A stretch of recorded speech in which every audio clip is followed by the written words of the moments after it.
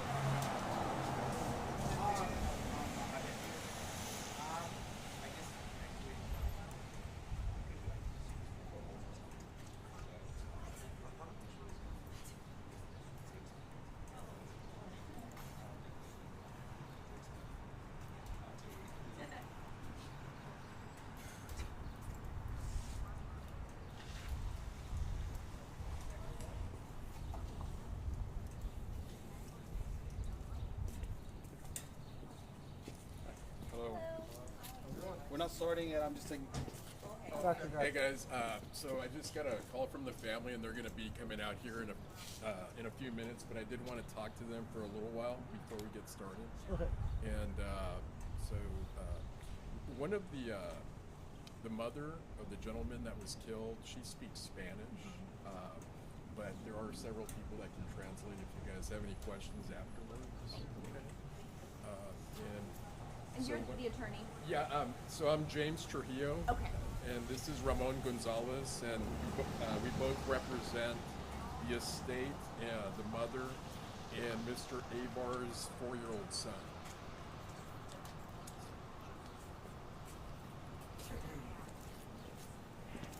They're actually upstairs collecting. They're actually upstairs collecting his possessions right now, so that's kind of where we're at. He lives here.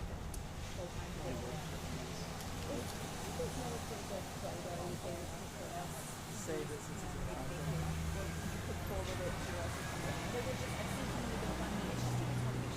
Johnny. The one that they're providing is the one. Yeah. So she would like to know if the family has a specific picture. There is another thing that. Okay, yeah. So we could get her contact info. Definitely, yes. So there is another thing that may be a factor. I don't know if the weather's going to hold up or not, but on the other side of this building, there's a walkway that's covered so that in case it starts raining and you guys want to protect your equipment, you can always go over there. Thank you. Mixture, I think, of Jay side Cell and number, night somebody wants to text me right now. Thank you so much. I just want to make sure that we use the photo of the payments. Yes, yes, yes. Thank you.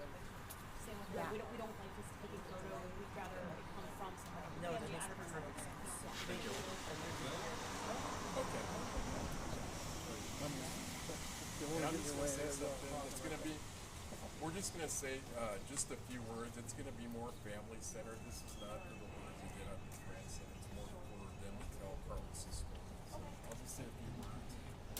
Ramon, Go ahead and get you guys the spelling so we don't have to ask for that. It's Ramon, R-A, A-M-O-N. and last name is Gonzalez. D-O-Z. Easy, sorry. Thank you for catching me. I'm sure that mistake is made too often, right? Yeah, that's all. It's James. James, first name, and last name is T-R-U-J-I. That's Thank you very much. T-R-U-J-I.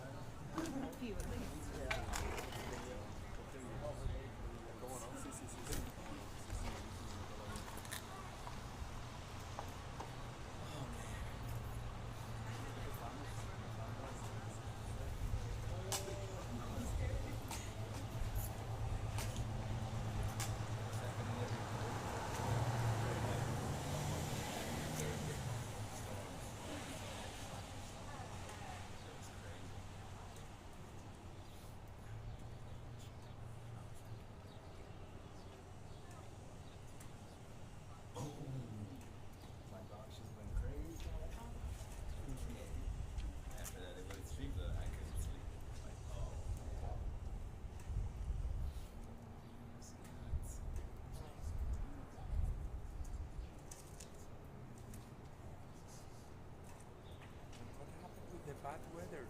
Like, We did. Okay. Cover it at once. yeah. I deleted it. If that counts.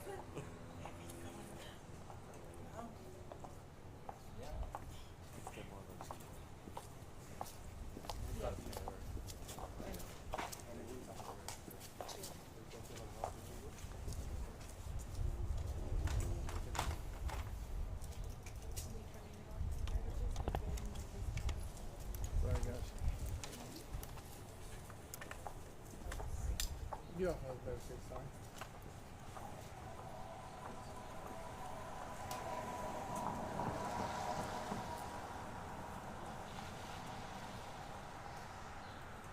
La señora del pelo rojo, Nando, la mamá.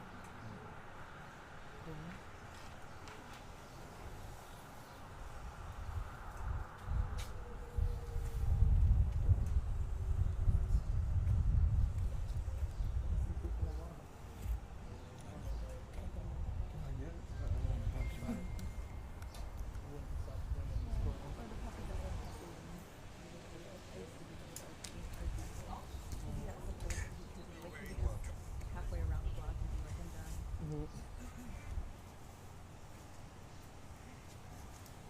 Oh no, he doesn't. He wants to see us. Yeah.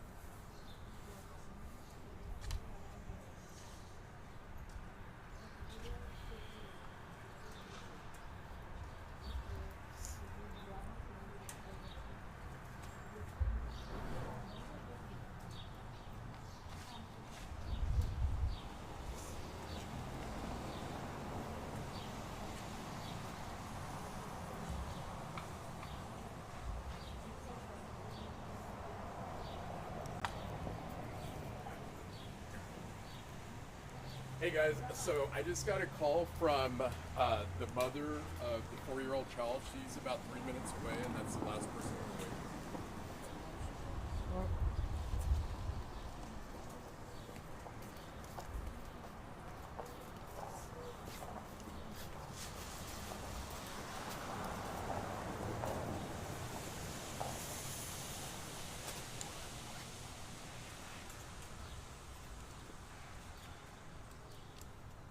Mi nombre es Rachel Canelón. O si pueden ponerse aquí enfrente de los micrófonos, por favor. Gracias. Mi nombre es Rachel Canelón. ¿Lo puede letrar, por favor, también? ¿Su nombre? Rachelcanolon. Soy venezolana y me crié en República Dominicana. Y un día, 4 de julio de hace 30 años, vine a este país y di a luz mi príncipe americano. Qué coincidencia. Un gringo 4 de July, que hoy fue asesinado por una persona cruel, monstruosa, a un hombre que fue excelente hijo y excelente padre. porque lo que estaba era en su labor de trabajo. Para que hoy me salgan con una fianza de $150,000 que equivale a $15,000, donde no solo mi familia, sino todos los del vecindario estaríamos en problemas. Porque ese señor lo que tiene que estar fundido en la cárcel. Yo no soy quien. Legalmente yo tengo derechos y los voy a exigir. Creo que es justo, porque yo no sé si cada uno de ustedes tienen hijos. Y yo no sé si cada uno pudo abrazarlos esta noche, o ayer, o antes de ayer. Yo no lo pude hacer. Y no es justo.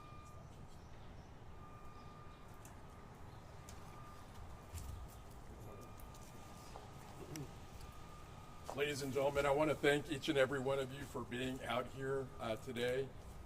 You just heard from Rachel Canelon, that was Carlos Aybar's mother, and she gave a very impassioned speech today. She's very upset that the bond amount for Devin Smith, the man that brutally killed her son, was set at $15,000. The amount is $150,000, but as everyone knows, he's only required to put up $15,000. Devin Smith is an individual that lived here at the Mark, and for several days, for several weeks, and for several months before April 21st, 2023, he terrorized many of the tenants that lived here through his actions and through his words. And he also owned a pit bull that bit one of the leasing agents here and one of the security officers that patrols the exterior shops located on the other side of the building. Mr. Smith not only terrorized the tenants here, the tenants are in complete fear of living here. I've spoken to about 12 of them, and they're afraid that once Mr. Smith gets out of jail with that low bond, that he's going to come back here and he's going to pick up where he left off. In fact, some of the tenants have rented hotel rooms because they don't feel safe here. Now, for days, months leading up to Mr. Aybar's death at the hands of Mr. Smith, numerous complaints were made by several tenants, not only to the apartment complex, but the authorities were called on Mr. Smith on numerous occasions. Numerous occasions, time after time, nothing was done. The only thing that the management company did was they placed a notice to vacate, but they didn't initiate eviction proceedings until it was too late. This is a simple case of too little, too late. Not enough was done to get Mr. Smith evicted from the apartment complex, and it's unfortunate that it took something this tragic to get everybody's attention about Mr. Smith's conduct. The family is terrified. They're afraid that he's going to get out and he's going to pick up where he left off. I want to thank everyone for being here. My law partner, Mr. Gonzalez, is going to say a few words about Mr. Aybar, and we'll also be available for questions as well. And then Rebecca Canelon is Mr. Aybar's aunt, and she also has a few words. Thank you. Good afternoon, everyone. Like my partner said, we thank you for being here, and the family thanks you because they want you to know the story. They want you to know who Carlos was, how great he was. Tarrant County lost a hero in April 21. Somebody trying to protect the life of a younger woman in the same apartment complex on 7th Street. That was Carlos, a father to a 4-year-old. He would help whoever needed. Wonderful man. And we want to make sure that you'll know his story and that this doesn't happen again, not at the Mark, but ever in Tarrant County. That's why we're here today, and we thank you for that. Now I'm going to let some of the family members speak, and on their behalf, I thank you again. afternoon. My name is Rebecca, and I'm Carlos' aunt. On the evening of April 21st, at 9:07 p.m., I received a call that no parent should receive. A call that changed the lives of many, but especially of Alan, the youngest of her big family tribe. And of my sister Rachel, a loving mother who has taken pride of joy of her one and only son. Carlos is no longer among us. Victim of a hideous, senseless act of violence at his work of place. Here, that could have been prevented. His life was taken by a man named Devin Smith. Do not forget this name. A resident at the Marquee apartment complex where Carlos worked as maintenance and reside as well. We as family were seeking justice. However, at the moment, we cannot even mourn Carlos, our hero, due to the fact that we are tormented by the possible release of this despicable monster. We beg all of you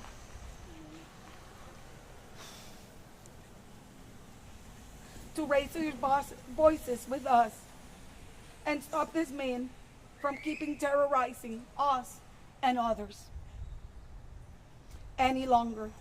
His bail has been set on the ridiculous amount of $150,000, which means that he only needs $15,000 to post bail.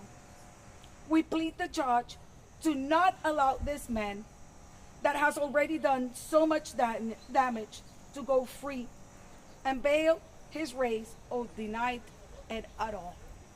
We appreciate all the praise and support that we have received from everyone. We also want to please ask all of you guys to leave Alan out of this. He's only a 4-year-old boy that just lost his dad. Please give them privacy. We would truly appreciate it. Yo quiero justicia para mi hijo, por favor, justicia. Thank you.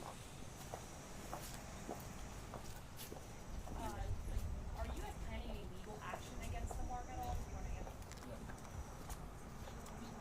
to Right now, we have been in contact with the lawyers that represent CSW LLC. They're a law firm out of Colorado with offices in Dallas. And right now we have spoken to numerous tenants here, and there's an allegation that's been made that simple things that an apartment complex should do to keep the tenants safe were not done. For example, there's cameras in the building, however, none of the cameras work. And that's something that all apartment complexes should have in order to ensure that there is a safe place for the residents to live. And as I said earlier, day after day, week after week, month after month, for months, numerous tenants here had complained to the management company about Mr. Smith's conduct. He literally terrorized numerous tenants, and not only did they complain to the management company, but they also called the police on numerous occasions. I spoke to an officer yesterday who told me that he was very familiar with who Mr. Smith was and that they had had several calls about his conduct. And it's my position that they should have started the eviction process months ago. Once the tenants started complaining about this man's conduct and what he was doing to the women and some of the men in this building, they should have initiated eviction proceedings immediately. The most they did was they placed a letter, a notice to vacate the building, and that's kind of a simple way of kindly asking, would you please move out? This is a person who can only be held accountable by the court systems, by the judges, in the criminal case and also in the eviction proceeding, it's not someone that you ask nicely or kindly to leave the premises. This is something that should have been done months ago. Can you help us better understand what you mean by his conduct and how it terrorized other tenants? What do you refer to? Okay, there's several instances. I don't want to get into the names, but I can generally speak about what has been told. And a lot of this stuff will play out during the discovery process later on down the road. But Mr. Smith apparently had a pit bull that he kept inside of the apartment complex, and no tenant in this building once wanted a dog that was not trained, a dog that has dangerous propensities living in the building. And as I've stated before, Mr. Smith chased one of the tenants with the pit bull, a young female. He also allowed the pit bull to bite one of the leasing agents in the building. And he also, the pit bull also bit one of the security officers that patrols the exterior shops located on the other side of the building. That's one example. It's also known that Mr. Smith was smoking pot and doing illegal substances in the building, and he would yell cuss words out to the tenants. There's reports that he went over to the World of Beers and would terrorize people with his pit bull when people were sitting out there on the patio. So it was just, and all of these instances were all reported to either the police and the management company, and nothing was ever done to hold Mr. Smith accountable for his actions. And that's one of the reasons why the tenants are so fearful that the bond amount is set so low, because they believe that Mr. Smith, once he gets out, it's kind of like a little slap on the wrist, and it has the same effect that notice to vacate had on deterring his conduct, which is not much, because he's going to be back out here. There's a lady that I spoke to that doesn't even live in this building, but broke down in tears because she's fearful that he's going to come back. And the bond amount being set at $150,000, that's ridiculous, because all he has to do is come up with $15,000 and he gets to walk out, walk free, and start terrorizing people just like he did before he was taken away. How long have you lived here? I don't live here. I'm an attorney and I represent the family. I live in, well, I don't want to say where I live, but I don't live in Fort Worth.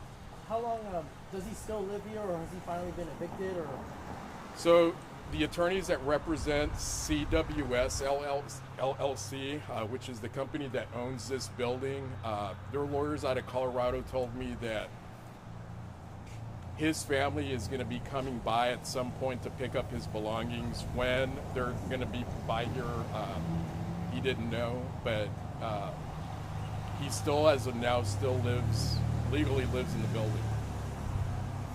Any of those incidents you mentioned that were reported to police, was there an outcome? Was he ever arrested, cited? I don't have access to those documents yet. It's my understanding that reports were made and follow-ups were made, but in terms of him being arrested or cited or held accountable in any way, I don't have any information on that as of yet. I was just retained by the family 2 days ago on this case, but I have spoken to about 12 residents that live in this building, and I've spoken to the managers over at World of Beers, which is located on the other side of the building. And Mr. Smith's conduct was not just limited to this building. He terrorized people basically on this whole block. People. Yeah, people that would frequent the restaurants and the shops. So this seems to be a very pleasant area to live in, but Mr. Smith's conduct and the failure of the management company to get him out of here made this haven a miserable place for people to live, and that's just my conversations with some of the tenants here. Would it be accurate to say that legal action is imminent by your team on behalf of the family? Well, right now we're still gathering information. Once we have all of the information and we've been able to evaluate all the information, then we'll initiate legal proceedings, and that could be within the next 60 days. I just don't want, I want to make sure that when I do initiate legal proceedings, I have all of the information available so that I can file a pleading with the court that's accurate. So it's fair to say the family's considering legal action.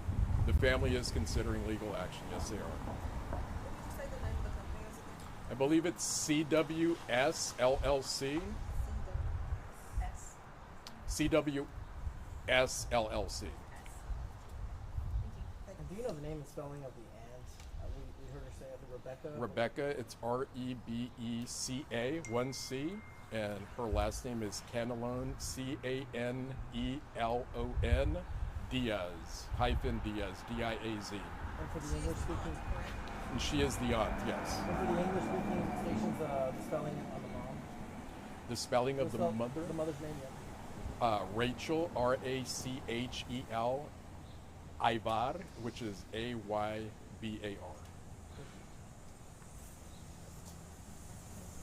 Sure.